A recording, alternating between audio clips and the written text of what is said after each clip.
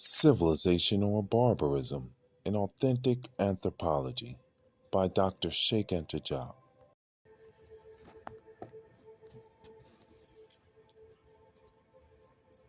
It is therefore an evolution parallel but not identical to one that took place in Sparta.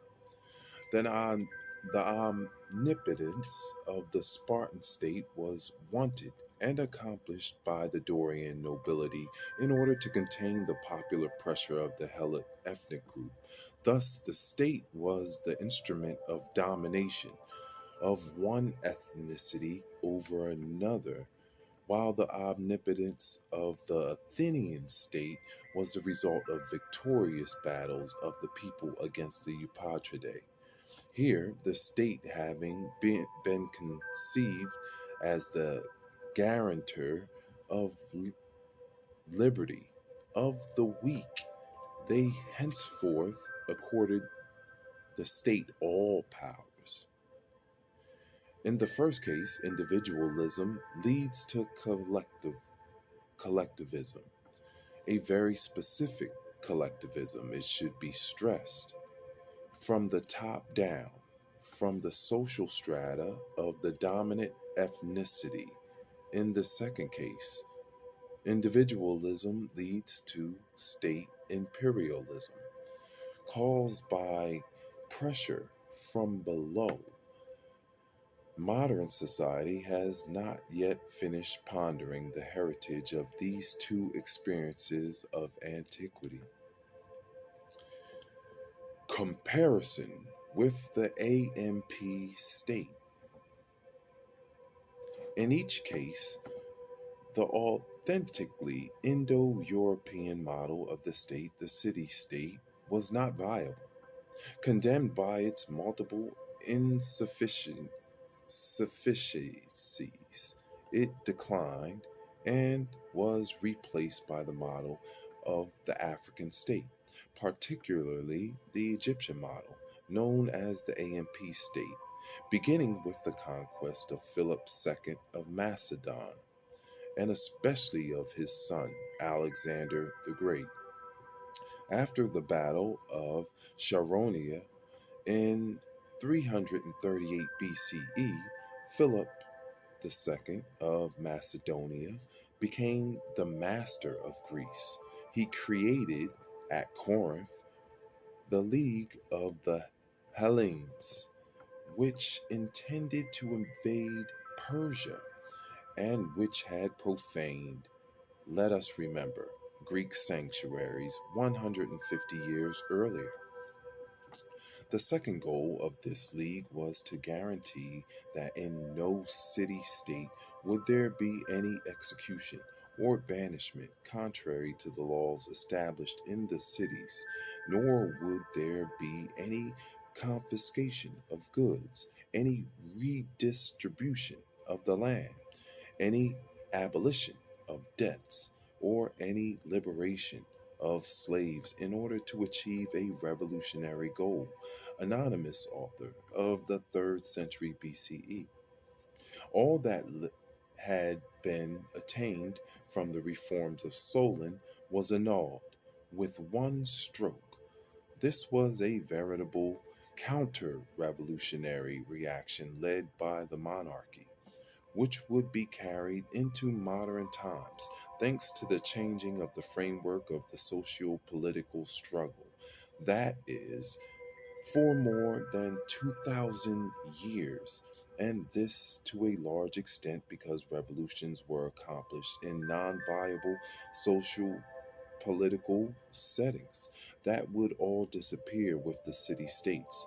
The more the city had to pay its armed forces, the more it was incapable of satisfying its citizens economically, whence migrations to settle other colonies as the population increased. The problem of the foreigners became insolvable. Some cities sold in vain citizenship to a few foreigners. The polis had a past, a fugitive present, and no future. The fact that even during the epoch of um, Thucydides second, 5, all of the interior and particularly the north part of Greece remained at the ethnographic age shows clearly that civilization had come from the south. Philip of Macedonia was a semi-barbarian. Alexander, intimidating, imitating the Egyptian pharaohs, had himself called son of Zeus Amon in the famous sanctuary of the oracle of Amon in Libya. The new Greek kings of the Hellenistic epoch, after the short lived empire of Alexander, endeavored to be absolute monarchs. In the setting of the states that comprised several cities, they adopted the state model of the conquered countries, the Ptolemy in Egypt, and the Seleucids in Syria and Mesopotamia, and the Antagonids in Macedon on the Greek continent. The latter had to face for some time resistance from the Greek cities. Some elements of the Greek polis were transposed to the structures of the new states, but only on a cultural and administrative level. The agora, the temples, the gymnasia, and the stoa, the assemblies, the councils, and the magistrates, but henceforth the new sovereigns claimed to be king gods like their Egyptian or Mesopotamian predecessors. An important bureaucracy asserted itself. It was therefore the AMP state that was perpetuated by integrating some elements of the bygone city of antiquity. The cult of the sovereign was instituted, which took on a divine character, as in Egypt, even in continental Greece, with the Antigonids.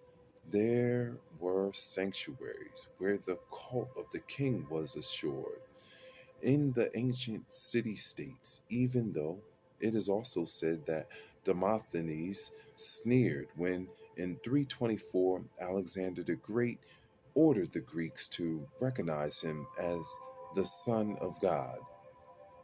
The ideological superstructure of the city died with it because of the new economic necessities.